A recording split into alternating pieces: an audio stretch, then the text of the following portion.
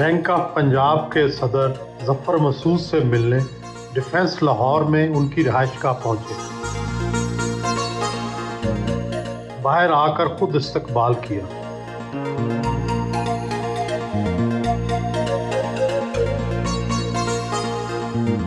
दुनिया के खुशकिस्मत तरीन इंसानों में आपका शुमार होता है। फजाई हादसे में जिंदा बचना वाकई एक मौजज़ा है। उस वक़्त क्या एहसासात थे? हाँ सुहेल साहब, बिल्कुल दुरुस्त फरमा रहे हैं आप। यकीनन जब वो क्रैश हुआ है शुरू में ही, तो मैं फेंट कर गया था। और जब मुझे होश आया तो मैं ऑलरेडी रेस्क्यू हो चुका था। तो मैं ये समझता हूँ कि मेरे अल्लाह ताला का ये भी बहुत बड़ा करम है कि उसने मुझे उस वक्त वो जो सबसे हौलनाक टाइम था, गालिबन वो नहीं दिखाया। क्योंकि आज शायद मैं आपके सामने ना बैठा होता और साइकोलॉजिकली बहुत ज़्यादा सफ़र कर चुका होता। सोचते तो होंगे किसकी दुआ लगी? दुआ तो बड़ा, मुझे उस पर कोई शक ही नहीं है। मेरे माँ बाप की दुआएं हैं। दोनों बहुत नेक लोग हैं, आप जानते हैं। नवर सईद साहब हैं जी, और आपकी वालदा अमरोहा ख़ानदान से हैं। जो वालिद भी अमरोहा से हैं। जी हाँ। वालदा जो है वो सैयद तकी साहब की जी हाँ। हमारे जंग अखबार के एडिटर रहे। जी हाँ। हादसा होने से पहले जब आप होश में थे, उस वक्त क्या सोचो विचार कर रहे थे? तकरीबन कोई 30 सेकंड पहले, हादसे से पहले 30 सेकंड पहले एक जर्क सा लगा और मेरी सीट सबसे आगे थी। तो सामने मुझे कॉकपिट का दरवाज़ा नज़र आ रहा था। वो कॉकपिट का दरवाज़ा खुला। कॉकपिट से जब मैंने देखा तो मुझे अंदाज़ा हुआ कि जहाज़ जो है वो नोज डाइव कर रहा है और अब कोई सूरत नहीं है कि क्रैश से बच सके। तो एकदम से जैसे पूरी ज़िंदगी आपके सामने एक कैनवस पे आ जाती है। थॉट टू माई सेल्फ कि यार ठीक हो गया मामला, कोई रिग्रेट्स नहीं है, कोई जिम्मेदारी नहीं है, अल्लाह का शुक्र है, ज़िंदगी ठीक गुजर गई। मैं अपने प्रोफेशन में भी I have done okay, it's fine, it's okay. अचानक से वो मुझे ट्रिगर किया उस वक्त कि यार वो एक गलती हो गई मुझसे। क्या गलती हो गई? वो गलती ये हो गई कि मैंने जो है वो अपनी इंश्योरेंस, जो लाइफ इंश्योरेंस थी वो एक्टिवेट नहीं कराई थी और अच्छी खासी ल्यूक्रेटिव थी वो। तो वो मेरी वालदा को पैसे मिल जाते और मैं सिंगल हूँ, I never got married, so she was the beneficiary of that. I have this habit of talking to myself and I believe that I talk to my God. I said कि ठीक है जी, काम पूरा हो गया, अब तो ऐसे ही है। तो अंदर से आवाज़ आई कि नहीं ठीक है, कोई बात नहीं, हाँ जहाज़ तो क्रैश करे मगर तुम सरवाइव कर जाओगे। अच्छा। Now that is something which is so overwhelming Suhail साहब, मेरे अभी भी रोंगटे खड़े हो जाते हैं जब मैं ये बात करता हूँ। और उसने जो 30 सेकंड है ना, उन्होंने मेरी ज़िंदगी का पर्सपेक्टिव जितना चेंज किया किसी चीज़ ने चेंज नहीं किया। और जब आपकी आंख खुली, जब होश में आए, तो 2-3 चीज़ें सुहेल साहब बड़ी इंपॉर्टेंट सामने आई। तो जो लोग बेचारे बेलौस तरीके से मुझे निकाल रहे थे वहाँ से, मैंने ये रियलाइज़ किया है कि लोग जो है ना वो जनरली अच्छे लोग होते हैं। हम लोग ज़रा थोड़ा सा कभी कभी हार्श हो जाते हैं लोगों के ऊपर। लोग अच्छे ही लोग होते हैं और उनको थोड़ा बेनिफिट ऑफ डाउट देना चाहिए। दूसरी जो सुहेल साहब बात थी वो ये थी कि वो जो तकरीबन आप समझिए 1-1.5 घंटे का टाइम था जिसमें ये नहीं पता था कि मैं ज़िंदा हूँ या मर गया हूँ। इनफैक्ट जब लोगों को पता भी लगा कि मैं ज़िंदा हूँ तो तब भी उनको यकीन नहीं आ रहा था कि मैं ज़िंदा हूँ और गालिबन मुझे भी यकीन नहीं था इस बात का कि मैं ज़िंदा हूँ। वो 1.5 घंटे में मैंने जितनी मोहब्बत और जितनी अपने बारे में लोगों को दुआएं करते हुए देखा है बेलौस, मैं आपको बता नहीं सकता हूँ कि वो कितना ओवरवेलमिंग एक्सपीरियंस है मेरे लिए और मैं can't get over that at all. जाहिर है आपका ज़िंदगी का फ़लसफ़ा बड़ा मजबूत है। 50 साल के हो गए, शादी नहीं की, इसके पीछे क्या फ़लसफ़ा है? इसके पीछे तो सुहेल साहब यही है कि माँ बाप की दुआएं हैं। अल्लाह ताला ने बचाया हुआ है, जब तक अल्लाह ताला बचाए रखे। एक तो ये कि ऑब्वियसली शायरों की फैमिली से हैं तो शायरों का थोड़ा सा खून तो है। तो वो शायरों का जो खून है ना, वो मेरा ख्याल है वो बार बार ये जोर लगाता है कि जब तक कि प्रॉपर जान तोड़ के इश्क ना हो जाए तब तक आगे मत बढ़ो। और वो इश्क का प्रॉब्लम ये है कि जब तक कि इश्क नाकाम ना हो, इश्क नहीं होता। तो लिहाजा एक बड़ा अजीब को गरीब किस्म के कंडेंड्रम में फंसे हुए हैं आप ना। आप इश्क कामयाब हो जाए तो वो इश्क नहीं रहता और नाकाम हो जाए तो शादी नहीं होती। तो इस किस्म की कुछ लेकिन कोई situation- हल नहीं निकाला क्या, ये समझौता कर लिया कि नहीं करनी, नहीं या अभी नहीं, समझौता बिल्कुल नहीं किया अभी भी। Obviously there is, I am still open to it. शायरों और फिलासफरों के ख़ानदान से हैं, आप बैंकिंग में आ गए, जो शायर और फलसफी बिल्कुल जिसमें कोरे होते हैं जी आदादो शुमार में, तो इस कॉम्बिनेशन से फिर क्या बना है? बिल्कुल दुरुस्त फरमा रहे हैं आप। वो एक्चुअली मैं कहता हूँ कि वो हर खानदान में एक बैलेंसिंग एक्ट होता है, तो मैं गालिबन वो बैलेंसिंग एक्ट हूँ। बट मेरे ख़ानदान में माशाल्लाह बड़े अकॉम्प्लिश बैंकर्स भी, मेरे चचा, सगे चचा अनवर सईद साहब is a very accomplish banker. मेरे ताया मुमताज़ सईद साहब was a very very accomplish banker. मेरे फूफा कमर अजीज साहब दे वेरी गुड बैंकर। तो वो एक वहाँ से ये बैंकिंग का जो है एक थोड़ा सा एक फ्लेयर जो है वो मुझ में था। बट जुएल साहब, मैं इस बात पे बिलीव करता हूँ, खाली बैंकिंग का एक्सपीरियंस इज़ नॉट इनफ। एक well rounded experience make you different और make you work in a different way than otherwise. और वो उसी वक्त हो सकता है जब आपकी ओरिएंटेशन और आपकी परवरिश बड़ी डिफरेंट तरीके से हुई हुई हो। एंड आई थिंक मुझे अल्लाह ताला ने बड़ा करम किया ये कि मुझे ये अपॉर्चुनिटी दी जहाँ मैं वो सारे उस तरह के काम कर सकता हूँ जो अदरवाइज कमर्शियल ऑर्गेनाइजेशन में करने मुश्किल होते हैं। वालिद मुनव्वर सईद मुल्क के मुमताज़ अदाकार हैं, क्या अदाकारी के कुछ जरासीम भी आप में आए हैं या नहीं? जी, ये तो मेरे कॉलीग्स ही बता पाएंगे कि वो मुझ में वो जरासीम है या नहीं है। मगर बड़ा मुश्किल काम है सुहेल साहब अदाकारी करना, और मेरे ख्याल से मैं उसके लिए केपेबल नहीं हूँ। मुनव्वर सईद साहब ही। आपका ज़्यादातर बचपन कहाँ गुजरा, लाहौर या कराची? लाहौर में ही। मैं आई ग्रू अप इन लाहौर।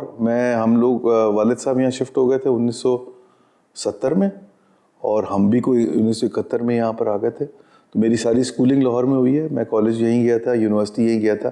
फिर मैं अपने MBA के लिए कराची गया था, और फिर मुझे वहीं जॉब मिल गई थी तो मैं वहीं रुक गया।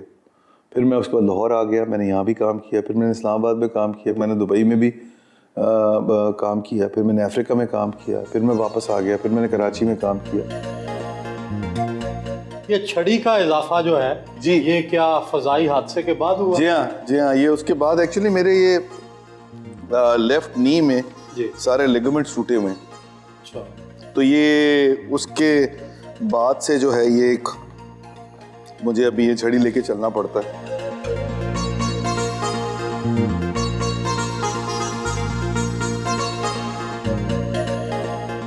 फजाई हादसे के बाद से सुबह के वक्त फिजियोथेरापी करवाना उनका मामूल बन चुका है। फिजियोथेरापिस्ट हमजा ने एक्सरसाइज करवाई।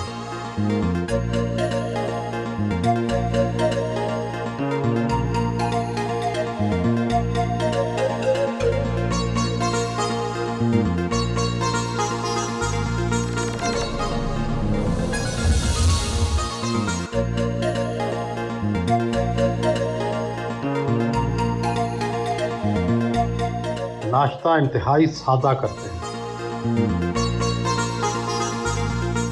दुबई इस्लामिक बैंक में रहे, बार्कले बैंक में रहे, जी। और फिर पंजाब। उससे पहले जी मैं सिटी बैंक में जो लॉन्गेस्ट मेरा जो सर्विंग स्टिंट है वो मेरा सिटी बैंक के साथ है।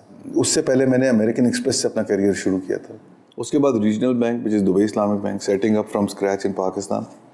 That was a kind of a flavour of the local bank. उसके बाद फिर दोबारा अफ्रीका, तो वो Dubai, Pakistan and then Africa all together को तकरीबन 3 साल था, अगेन फॉरेन बैंक। फिर मैंने वापस आके अपना बिजनेस शुरू कर दिया था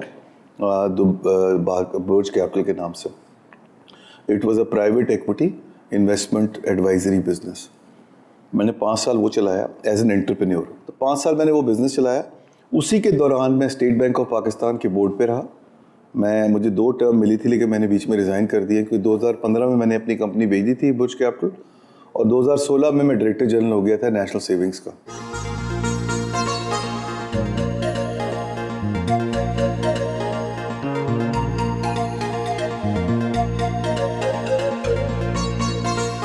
डिफेंस फेज 5 लाहौर में बैंक ऑफ पंजाब की नई ब्रांच का इफ्तिताह करने पहुंचे। सीनियर मैनेजमेंट ने इस्तकबाल किया। स्टाफ ने गुलदस्ता पेश किया।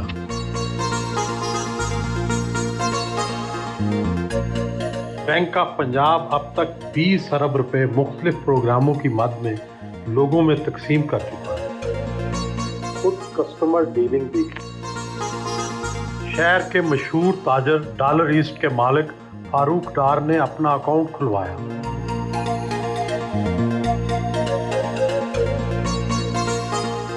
ताजरों और सनतकारों से मुलाकात की। सनतकारों ने बैंक ऑफ पंजाब की नई मैनेजमेंट की कारकर्दगी को सराहा।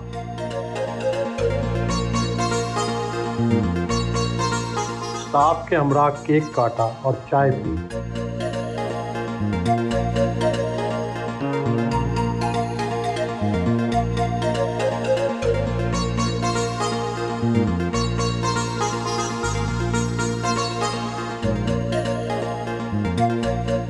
आप दुनिया के बहुत से मुल्कों में घूमे फिरे हैं। अफ्रीका, मिडल ईस्ट और पाकिस्तान को बहुत अच्छी तरह देखा है। आपको खूबसूरती कहाँ की अच्छी लगी और क्या मेयार है? तो हमें तो खूबसूरत सिर्फ पाकिस्तान ही लगता, चाहे जितना मर्जी कूड़ा रख पड़ा हो यहाँ, चाहे जितने मर्जी पिटफॉल्स हों, चाहे कितनी भी सड़क टूटी भी हो। पाकिस्तान की कौन सी जगह? पाकिस्तान में सबसे अच्छी जगह कराची लगती है। दुनिया के कितने मुल्क देख चुके हैं? मुझे काफ़ी ट्रैवल करने का शौक है। कुछ नहीं तो 25-30 मुल्क तो ज़रूर देखे होंगे। ब्यूटी को डिफाइन अगर करें, उसकी ब्यूटी को तारीफ करें, जैसे आपने कहा पाकिस्तान की ब्यूटी सबसे अच्छी लगती है, अगर मैं कहूँ कि निस्वानी हुस्न में आपको क्या पसंद आता है? वो जिस तरह कहते हैं ना, beauty lies in the eyes of the beholder, जी, तो किसी पे भी दिल आ सकता है। मगर मेरी हद तक जो सबसे इम्पोर्टेंट चीज़ है वो ये है कि जो इंसानियत का एक एलिमेंट है वो बहुत ज़रूरी है। डिफेंस में अपने बचपन के दोस्त शाद से मिलने उनके घर पहुंचे।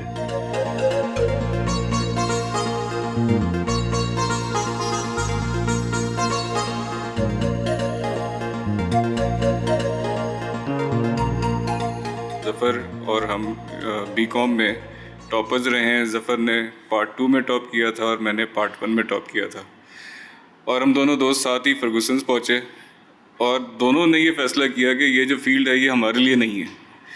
और ज़फ़र गए बैंकिंग में और देखें माशाल्लाह कहाँ पहुँचे, और मैंने मार्केटिंग चूज़ की और मैंने फिर अपनी कंपनी बनाई और मैंने अपना बिज़नेस स्टार्ट किया, और हम दोनों स्क्रैच से अपनी अपनी फील्ड्स में गए और अपना अपना नाम बनाया। ज़फ़र साहब की सबसे अच्छी बात क्या है और ख़ामी क्या है? ज़फ़र की सबसे बड़ी ख़ामी ये है कि ये सबके दोस्त हैं, और इनकी जो पर्सनैलिटी की वर्सेटिलिटी है वो ये है कि ये बच्चे से लेके बूढ़े तक को अपना बना लेते हैं, और हर उम्र के अंदर इनकी दोस्तियां हैं, हर तरह के आदमी से ये इंटरेक्ट कर लेते हैं। यही इनकी सबसे बड़ी खामी है और यही इनकी सबसे बड़ी खूबी है। तो आप इन्हें मशवरा नहीं देते शादी कर लें? मैं इनका बहुत सिंसियर दोस्त हूँ और मैं इनसे यही कहता हूँ जो ये कर रहे हैं बहुत अच्छा कर रहे हैं तो क्यों अपने आप को मज़ीद उलझाते हैं? नहीं, आप चाहते हैं कि शादी ना करेंगे? नहीं, मैं चाहता हूँ कि इनकी शादी हो, मगर इनकी मर्जी से हो। और जिस तरह मैं सफ़र कर रहा हूँ उस तरह कि इनको भी वही मुश्किलात हो जो मुझे नहीं, शादी बिल्कुल होनी चाहिए, और ज़फ़र जैसे आदमी जो है वो उसको जहाँ एक एस्पेक्ट इन्होंने छोड़ा हुआ है उसको भी कंप्लीट कर ले।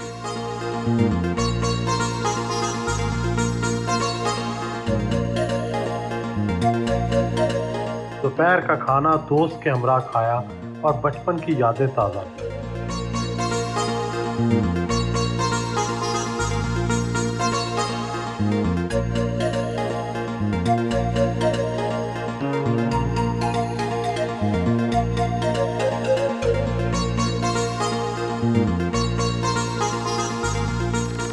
In fact at this point time मैं तो सुहेल साहब आपसे एक चीज़ और शेयर करता हूँ, बल्कि ये पहला प्रोग्राम है जिसमें मैं ये शेयर करूँगा।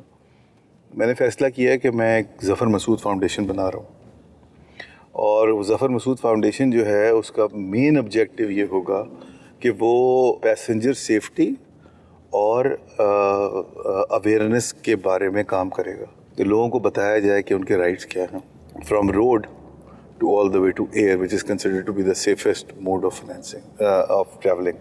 मेरी कोशिश यही होगी कि वो मेरे जीते जी वो जो फाउंडेशन है वो अपने ओन पे खड़ी हो जाए, और वो उसके इतने रिसोर्सेज हों कि वो एंडाउमेंट पे चलती रहे फॉरएवर।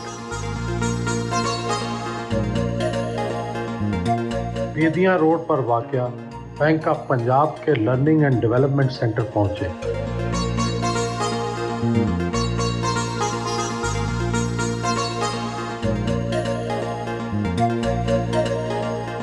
सेंटर में रोल ऑफ लीडरशिप के उन्वान से जारी वर्कशॉप में शिरकत की।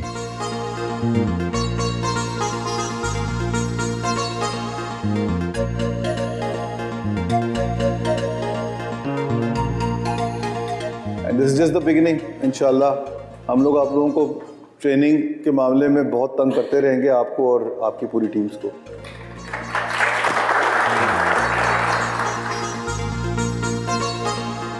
मुख्तलिफ शहरों से तल्लक रखने वाले बैंक अफसरान में नुमाया कारकर्दगी दिखाने पर ट्रॉफीज और सर्टिफिकेट तकसीम किए।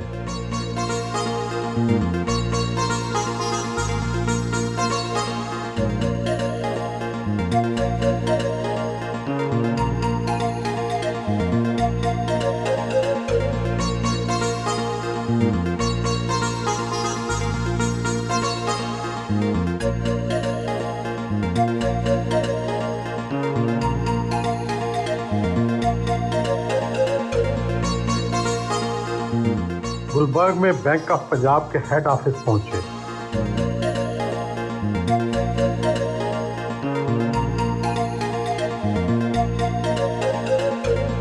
अपने दफ्तर में आए। पंजाब बैंक के कितने मुलाजमीन हैं और कितनी ब्रांचेज हैं? 10,000 से ऊपर एम्प्लॉयज़ हैं ज़ोहैल साहब, और हमारी तकरीबन ब्रांचेस जो है 650 के करीब हैं। बुनियादी तौर पर तो पंजाब बैंक की मलकियत हुकूमत पंजाब के पास है, लेकिन क्या ये दूसरे सूबों में भी काम करता है? जी, वेरी मच सो। इनफैक्ट अब तो सोहेल साहब हम जहाँ खड़े हुए, यहाँ से हमें आगे जाने के लिए बाकी सूबों में पेनिट्रेट करना है और हमें वहाँ जाना है। सो अभी हमारी प्रेजेंस जो है वो थोड़ी सी कमज़ोर है इन अदर एरियाज़। पंजाब से बाहर नॉर्थ में जब हम इस्लामाबाद से ऊपर कहते हैं तो वहाँ को 100 ब्रांचेस हैं, और जब हम नीचे कहते हैं तकरीबन सदर्न पंजाब से नीचे जो सिंध और बलूचिस्तान का एरिया है, वहाँ तकरीबन 35 ब्रांचेस हैं। मगर अगले 5 साल में हमारा इरादा ये है कि हमें वहाँ दोनों जगह के ऊपर अपनी प्रेजेंस को एट पार करना है विद आवर कॉम्पिटिशन बैंक्स।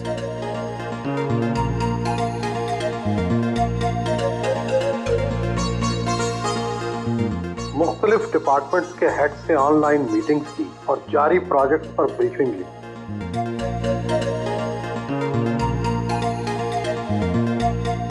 अपनी लिखी हुई किताब पेश की। स्टाफ के साथ ग्रुप फोटो बनाए।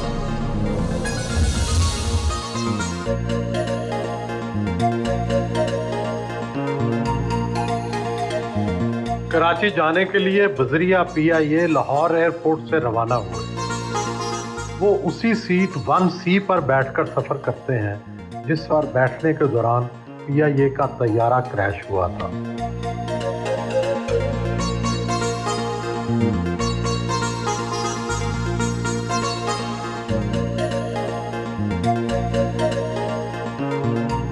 कराची डिफेंस में अपने घर पहुंचे।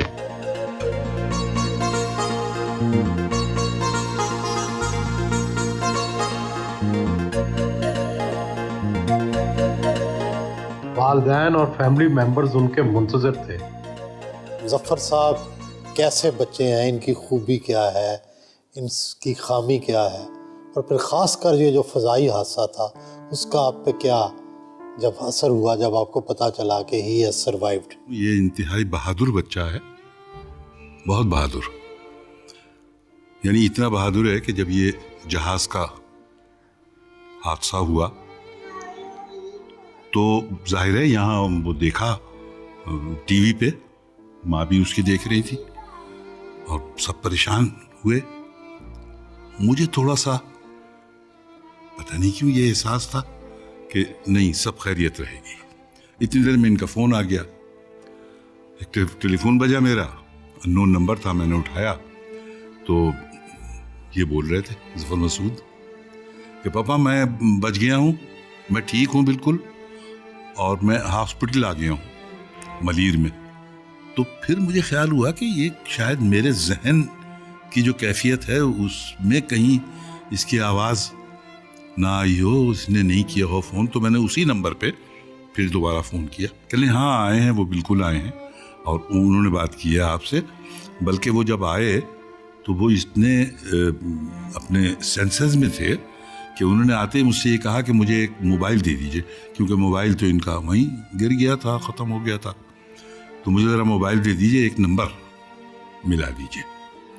तो नंबर इसको याद थे दोनों, मेरी बीवी का भी यानी अपनी माँ का, और मेरा भी, बाप का भी। आप बताएंगे ताया अबू के बारे में? अबू के बारे में बताओ कुछ नहीं बताओ क्यों? चले हो बताना पड़ेगा, क्या बताओ ये बता रो पड़ी। कितनी मैं अपने खुदा की शुक्रगुजार हुई हूँ कि मैं बता नहीं सकती। इसके साथ मुझे भी ज़िंदगी दे दी अल्लाह मियां ने, और इसको भांप लेता है ये किसी की प्रॉब्लम को, फिर सबसे आगे आगे होता है ये। इसकी इसका जो पहली रिपोर्ट आई थी उस पर भी लिखा था कि he is the helpful boy, 5वीं क्लास, 4th-5। मैं बड़ी हैरान हूँ कि टीचर से ये क्या हेल्प करता होगा ये 5 साल का बच्चा। इस वाक़े के बाद आप इन्हें क्या एडवाइस करती हैं आप कि अब इन्हें कैसी ज़िंदगी गुजारनी चाहिए, क्या करनी चाहिए? शादी कर लेनी चाहिए कि ख्याल आता है कि वक्त के साथ साथ इनको तनाई का एहसास ना हो, और एक ये भी एक फ़र्ज़ है। अब देखें मैं ज़रा एक मिनट, ये जो बच्चा है मैंने बताया ना बहुत समझदार है। तो ये कहती रहती है शादी कर लो शादी कर लो, ये बेचारा बताता नहीं, मगर इसने जो मेरी हालत देखी है शादी करने के बाद तो इसने तय किया मैं शादी नहीं करनी। लीजिए। अब आप कवर कर दे उसे तो अलग बात है। बहुत अच्छे जेठ हैं। जब मेरी नई नई शादी हुई तो तकरीबन मेरे सास ससुर यही थे। सास ससुर नहीं लगते थे, ये लगते थे, मगर बहुत मोहब्बत करने वाले और हमेशा हेल्प करने वाले। कोई मसला हो प्रॉब्लम सीधे ज़फ़र भाई। उस दिन जब ये हुआ है तो हम दोनों कमरे में ही थे, मैं और मेरे हस्बैंड। तो उन्होंने बोला ये कुछ हुआ है, मतलब उन्होंने मुझे कहा कि ये हो गया, बहुत बुरी चीज़ हुई है। मैंने कहा क्या हुआ? मैं उनसे पूछ ही रही थी, मुझे बता रहे थे कि ज़फ़र भाई की जिस प्लेन में वो आ रहे थे वो क्रैश हो गया। तो पहले तो मैं बिल्कुल ही जैसा सकता सा हो जाता है ना, बिल्कुल स्ट्रेट खड़ी रही थी। थोड़ी देर में अम्मी चीखती भी आ गई, तो फिर मैं तो अम्मी को ही संभालने में लग गई। तो खैर 15 मिनट में ज़फ़र भाई की कॉल आ गई ना, वी वर शॉक्ड। तो हम लोग बस साथ में रो ही रहे थे और शुक्र अदा कर रहे थे कि फिर सबके फ़ोन आने शुरू हो गए। सबको हमने सबको बता रहे कि नहीं ही सेफ़। ज़फ़र भाई के मैंने काफ़ी सारे नाम रखे शुरू से क्योंकि वो बहुत हेल्पफुल हैं, और अनदाता इनका मैंने नाम रखा। बेनाम बादशाह टाइप इस तरह के नाम मैंने इनको बहुत लक़ब से। आई लव ताया अबू। और क्या ताया अबू की क्या बात है जो आपको अच्छी लगती है?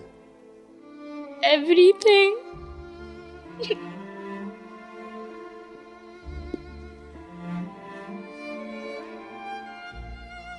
तो मेरे पास एक रैंडम ग्रुप है व्हाट्सएप का, उसमें एक मैसेज आया जिसमें था कि PIA का जहाज़ लाहौर से आने वाली फ़्लाइट क्रैश कर गई। मैं इतना कंफ्यूज हो गया कि मैं इनका जो व्हाट्सएप पे जो उन्होंने टिकट भेजा था मैं वो खोलने के बजाय कुछ और खोलने लगा, ये वेरीफाई करने के लिए कि वो फ़्लाइट का नंबर क्या था, और चैनल चेंज कर रहा था कि शायद किसी चैनल में आए। मैंने इमीडिएटली कॉल किया इनके ड्राइवर को, तो उन्होंने बताया कि उन्होंने एयरपोर्ट सीज़ कर दिया। तो मुझे हुआ कि ये तो हुई है। आप सोच ही नहीं सकते कि कोई अगर ये क्रैश हो जाए और कोई बचेगा, लेकिन ये हमारे ख़ानदान पे एक बहुत बड़ा मिरेकल है। और आई थिंक जितना शुक्र अदा करें वो कम है। कोई ना कोई नेकी है हमारे माँ बाप की जो सामने आई। उसमें मेरे ख्याल से 2 ऐसी हैं कैरेक्टरिस्टिक्स जो बड़े भाई में आई हैं वालिद साहब से मेरे ख्याल से। एक तो ये कि कॉन्फिडेंस बहुत ज़्यादा, क्योंकि वो वालिद साहब में तो कॉन्फिडेंस है ही, सारी दुनिया जानती है, पर वो इनमें आया है। और सेकंड है ऑनेस्टी। खामियों में कोई ऐसी ख़ास खामी नहीं है लेकिन आपने पूछा है तो शायद मुझे जो फील होता है एज हिज ब्रदर इसके थोड़ा सा पर्सनैलिटी में बैलेंस नहीं रहता कभी कभी। मुझे हमेशा से ये फील हुआ है कि मेरे 2 फादर हैं, तो क्योंकि ज़ाहिर है अब्बा के साथ तो बहुत रहा, प्रोफेशन भी ऑलमोस्ट वैसे ही हो गया। मुझे पर आपके क्या तसुरात थे, आप कहाँ थे जी, कैसे आपने इस खबर को सुना? मुझे एक कज़न है मेरे काजिम सईद साहब, उनका कॉल आया था। उन्होंने कहा कि भाई ये तुमने टीवी देखा? और उन्होंने कहा कि ज़फ़र के साथ ये वो, तो वहाँ से मुझे आइडिया हुआ। जब मैं बाहर निकला कमरे से तो फिर अम्मा को देखा, अम्मा कुछ ज़रा जज्बाती हुई थी। उस वक्त तक तो बिल्कुल ज़ाहिर है यकीन ही नहीं आता, बिल्कुल। मुझे तो खैर आधी चीज़ें तो ऑलमोस्ट फिल्मी लग रही होती हैं। प्लेन क्रैश, मतलब ये तो बिल्कुल लग रहा था कि जैसे कोई हॉलीवुड की फिल्म में चलेगा। जब हॉस्पिटल पहुँचे वहाँ जाके और यकीन आया देख के, मगर जब पहुँचे तो पता लगा भाई कि अल्लाह मियाँ से भी उतनी दोस्ती है जितने बाकी से है, कि वो इतना माशाल्लाह, मतलब इतना सब कुछ होने के बाद भी सिर्फ इतनी चोटें कि जैसे सीढ़ी से गिर के होती। अच्छा, मुझसे छोटी जो बहन है वो भी, उनकी भी माशाल्लाह इनसे बहुत ज़्यादा, क्योंकि वो 16 साल छोटी हैं वो। ज़ैनब का जिस तरह, ज़ैनब इमाम उनका नाम है, ज़ैनब ने जिस तरह वो किया है माशाल्लाह, वो अब बाहर चली गई हैं, जर्नलिस्ट हैं वो, वहीं पढ़ रही हैं। उनकी जो मोहब्बत है वो इनसे कोई मेरे ख्याल से ट्रिपल है, क्योंकि जितने लेवल नीचे आई हैं उतनी मोहब्बत उनकी बढ़ गई। बहुत ही अच्छे दिल के मालिक हैं, सबका बहुत ख्याल रखते हैं, और जो भी इनसे मिलता है 2 मिनट में इनका फ़ैन हो जाता है। तो सबसे अच्छी बात यह है कि इनका दिल बहुत मदद करने वाला है, सबका बहुत ख्याल रखते हैं।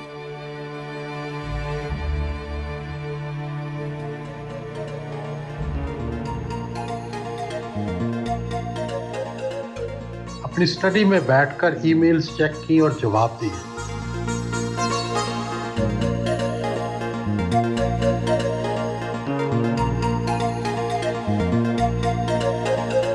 खाना फैमिली के हमरा खाया। खाने में अमरोहा की खास डिश माश की खिचड़ी शामिल थी। इसके साथ मूलियों की चटनी, और मूलियों ने लुत्फ दुबाला कर दिया।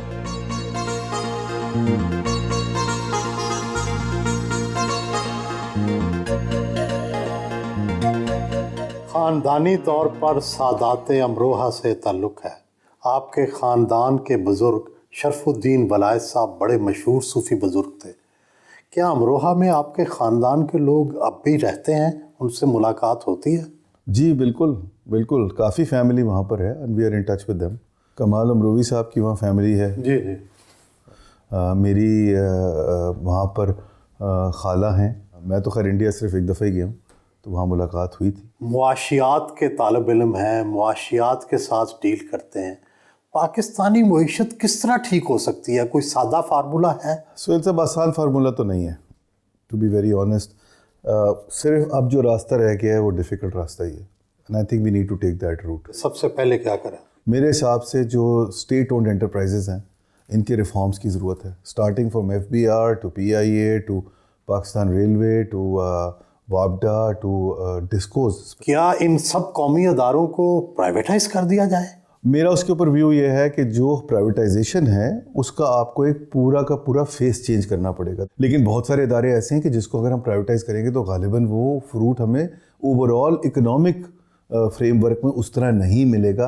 तो लिहाजा हमें 2 चीज़ों को डिफ़ाइन करना पड़ेगा और डिसाइड करना पड़ेगा कौन से इदारे ऐसे हैं जो प्राइवेटाइजेशन से हमें फ़ायदा दे सकते हैं और कौन से ऐसे हैं जो हमें अपने पास ही रखने पड़ेंगे और उनको डिलीवर करना पड़ेगा।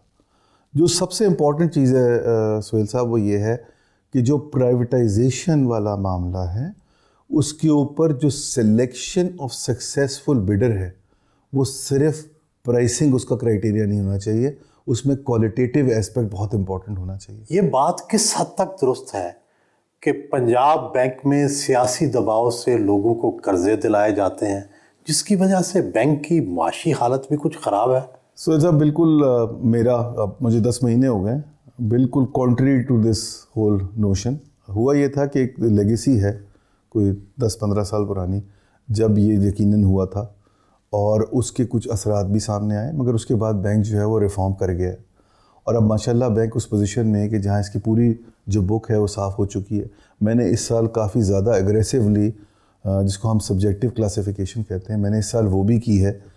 तो उस हिसाब से माशाल्लाह bank of Punjab is well position.